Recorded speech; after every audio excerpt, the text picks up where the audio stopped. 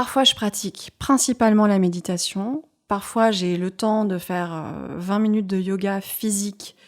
Et c'est aussi ma méditation. Ok. C'est-à-dire que ça va me faire du bien à un endroit ou à un autre. Parfois, oui, j'ai le temps de prendre 1h30 pour moi et de faire les deux. Ça va dépendre des jours. Si tu fais 1h30, tu vas répartir comment entre posture et méditation? 20 minutes de méditation, 20 Ok. minutes, une demi-heure. C'est bien, hein, je pense que c'est assez rare enfin, même chez les profs de yoga, d'arriver à pratiquer tous les jours, de te ménager tu vois, ta petite bulle pour. Ça a mis beaucoup de temps. Ouais. Surtout quand on a un enfant et tout. L'enfant. C'est l'organisation. Oui, il est là. Et ouais, et puis soit je me réveille avant lui, ce qui est pas facile toujours, soit je le dépose, je pratique et je vais enseigner, soit je le dépose, je médite, je vais enseigner, je pratique, je prends un cours et je vais enseigner encore. Voilà, j'arrive à m'organiser pour que dans ma journée, j'ai un moment de pratique. Mais si je ne l'ai pas, j'ai arrêté de me culpabiliser et de me dire « Oh là là, aujourd'hui, Oui. t'as pas fait ta pratique ». Faut pas que ça devienne une contrainte très rigide, je pense. Ouais. Ça peut vite l'être. Ouais. Ouais. Ouais, moi, j'ai été comme ça, pas mal. Mais c'est difficile de pas tomber dans un excès ou dans l'autre, quoi. Je sais que moi, quand je me dis pas, il faut que je fasse tous les jours, ça devient 0 jour, quoi. Assez vite. Oui. Et en même temps, tu vois, il faut une certaine dose d'autodiscipline et de contrainte quelque part. Et en même temps, sans que ce soit une source de stress supplémentaire. Oui. On évite. Ouais. Ça peut l'être. Ça peut basculer vers ça. Mais comme tout, tu vois, quand tu te donnes une espèce de routine matinale, on peut être très énervé, très en colère d'avoir pris un temps pour juste tout faire sauf ça, et un temps qui est pourtant nécessaire et bon pour soi. Mais il y a un endroit où il y a une espèce de mini colère de « Attends, j'ai quand même pas fait ce que je devais faire ». On se donne des missions quand même, on est dur avec nous-mêmes. C'est toujours un grand sujet. Enfin, moi, c'est un truc qui m'a toujours fasciné et qui m'a toujours habité, le sujet des habitudes. Parce que j'ai vu dans ma vie que c'était peut-être le levier principal d'amélioration, de progrès, quoi. J'ai pas envie de dire de développement personnel, mais c'est un peu ça. Oui. Et en même temps, ça peut être une source de stress, de rigidité, ça peut te couper des gens, quoi. Après, ça dépend des personnalités, mais je sais pas, moi, j'aimerais avoir des journées de 30 heures où tu peux faire du sport, du yoga, de la méditation, de la lecture, travailler sur 2-3 projets différents, voir tes amis, voir ta famille, cuisiner un bon truc et tout. Aller au théâtre. Et il y a toujours des trucs, tu te retrouves toujours à sacrifier des trucs qui sont importants pour toi, quoi. On peut pas tout faire. On voudrait tous croire en des très grandes journées. Et en même temps, je pense que le problème serait le même, parce que même s'il y avait des journées qui faisaient 30 heures, elles auraient toujours la même durée, il y aurait toujours des trucs Évidemment. que tu voudrais faire en plus. Évidemment. Moi, je me dis, si j'avais un appartement 4 fois plus grand, il serait tout aussi rempli d'objets. Exactement, c'est ça. Si tu augmentes, ouais, c'est ça. Là, j'ai racheté plein de cintres récemment, ils sont déjà tous Évidemment. occupés. Ouais. Toujours, on trouve toujours de quoi occuper l'espace. T'achètes une étagère vide, elle se remplit instantanément. Instantanément, tu sais pas d'où les trucs apparaissent. C'est vrai. Ouais. C'est vrai. Mais en plus, moi, j'adore dormir. Donc, je suis pas du tout la yogi 5h30. Qui est Mysore à 5h. Jamais de la vie. Mais jamais. Mais je suis pas dans la torture, je suis pas complètement... Non, mais je suis pas maso, quoi, je veux dire. Je suis quand même dans le plaisir de la vie, quoi. Tu veux kiffer un peu ta vie, ouais. Ah non, mais moi, je veux kiffer ma vie, Bah ouais. Je vois des ashtangis qui sont au bout de leur vie, enfin... Je dis ça avec beaucoup d'amour pour eux, mais on n'a pas envie de ça. Toi. Je comprends. Enfin, 100%. J'ai été au bout de ma vie plein de fois dans ma vie, tu vois. Je dis pas que moi je suis la voie du bonheur, mais c'est pas pour moi. Et il y a des ashtangis à qui je me dis c'est pas pour eux. Je sais pas comment leur dire. Mais il y a une certaine fierté ou un certain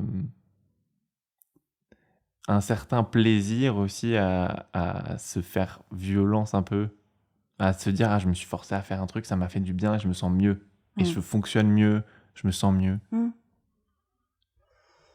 Est-ce qu'on se sent vraiment mieux quand on a fait quelque chose d'un peu forcé? Je me Non, pas demande. forcé, mais je veux dire où tu te dis T'as fait l'effort. ouais, tu te Mm. lèves, t'as pas envie de faire ta pratique ou ton sport ou quel que soit le truc que tu veux faire, que tu sais qui te fait du bien et qui est difficile.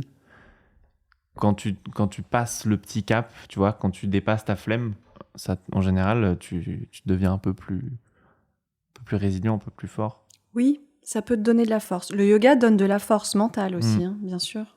Ouais.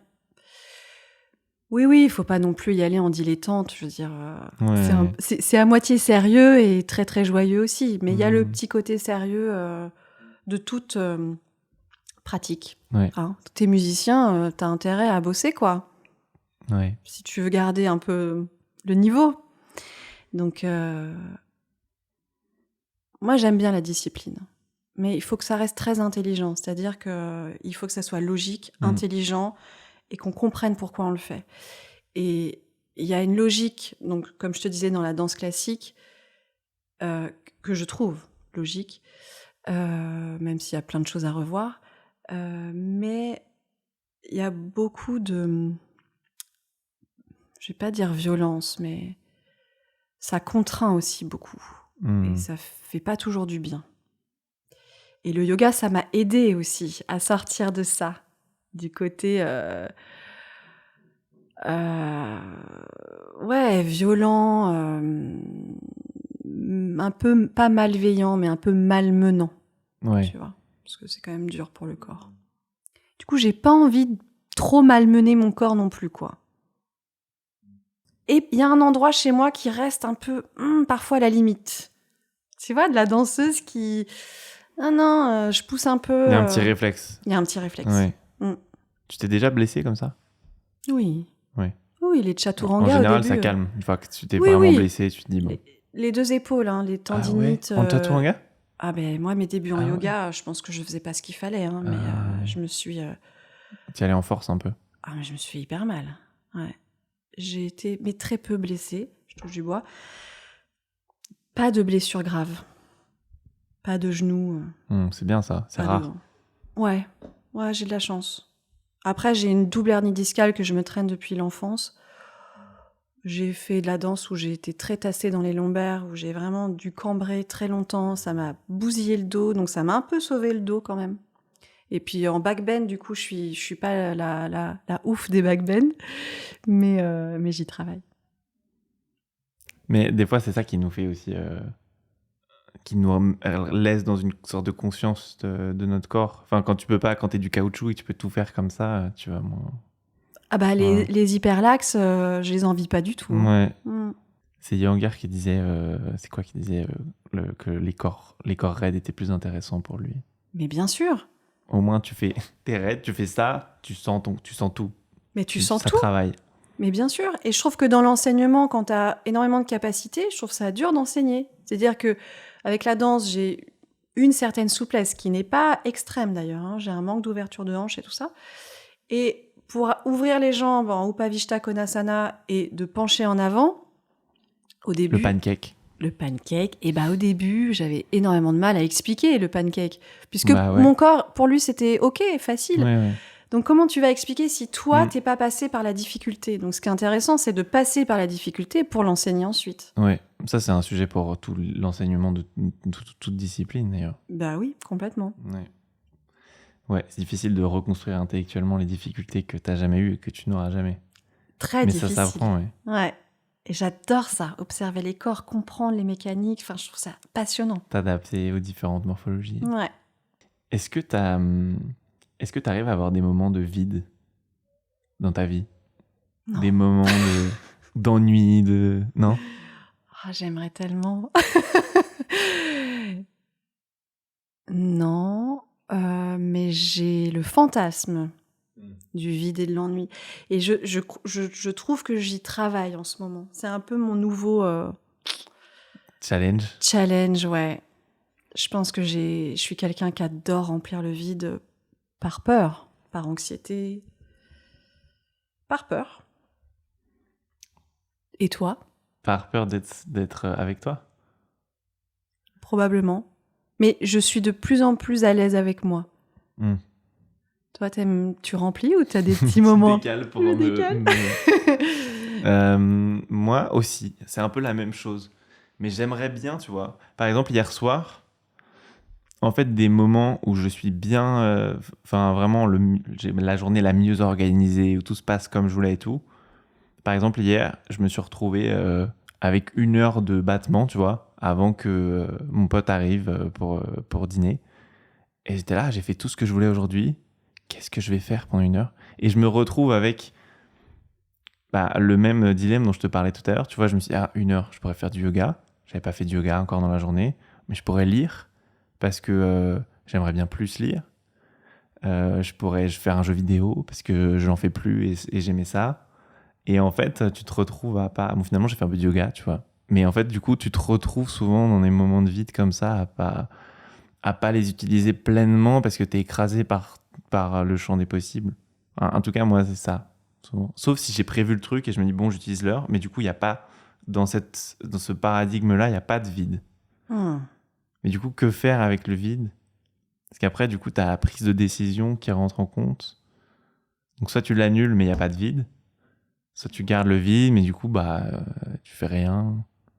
Je pense que moi, j'ai du vide, mais avec d'autres. Parce que du coup, je m'abandonne, je lâche prise quand je suis avec d'autres gens et je laisse le temps se dilater. Quand je suis tout seul, je suis en mode go, go, go, productif, quoi. Je vois très bien de quoi Toi tu aussi? parles. Ouais. Disons que la prise de conscience de l'espace-temps, moi, je l'ai eu vraiment quand je suis devenue maman. Et quand on te dit, enfin, quand il a commencé à se faire un tout petit peu garder, parce que j'ai eu énormément de mal à me détacher de lui, j'avais parfois 2 heures devant moi. Ouais. Et quand tu as 2 heures devant toi et que c'est les seules de ta semaine, tu fais, attends, mais il faut que ça soit... Ah, ça, les 2 heures de ma life. Les 2 heures de ta life. Donc, t'es un peu en suspense, t'es là, attends, qu'est-ce que je fais? Et il faut que ça soit hyper bien, tu vois. Donc, parfois, j'étais un peu déçue parce que j'avais pas fait assez. Mais oui, quand t'as 1 heure, c'est un peu entre deux. Mais tu vois, là, je vois mon emploi du temps qui se remplit, là.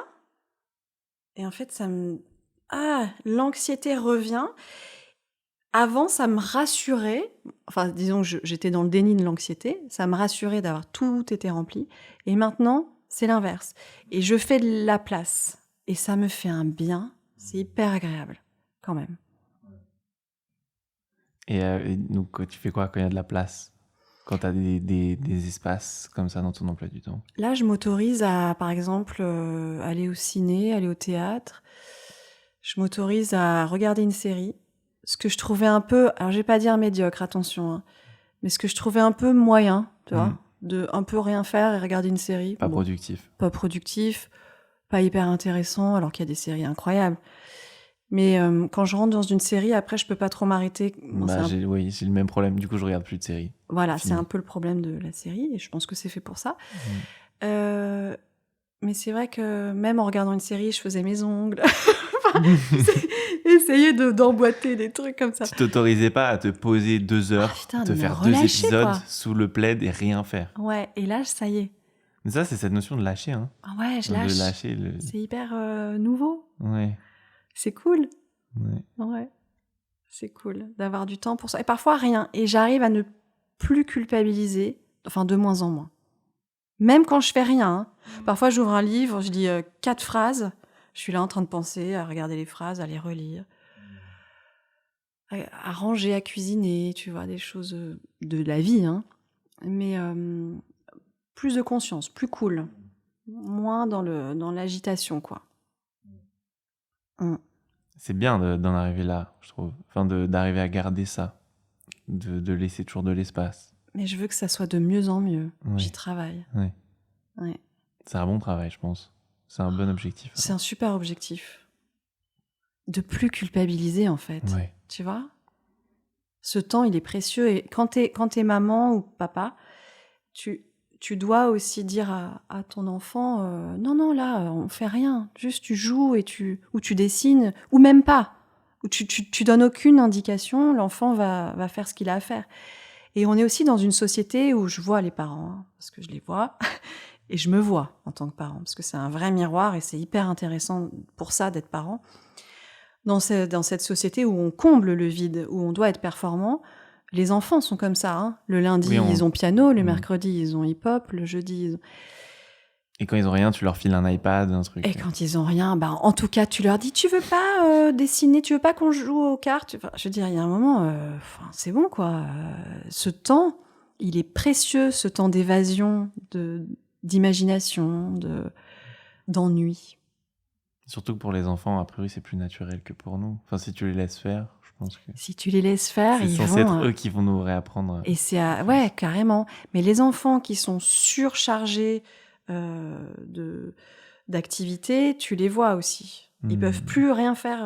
Enfin, tu vois, ils sont azimutés. Enfin, tu vois. Donc, c'est un travail qu'on doit faire même pour eux. Ouais. Mais c'est dur, hein, cette société de la performance, c'est dur. Ouais, et puis de l'activité, et puis quand tu vis en ville, t'es entouré par cette énergie-là. Ouais. Ouais.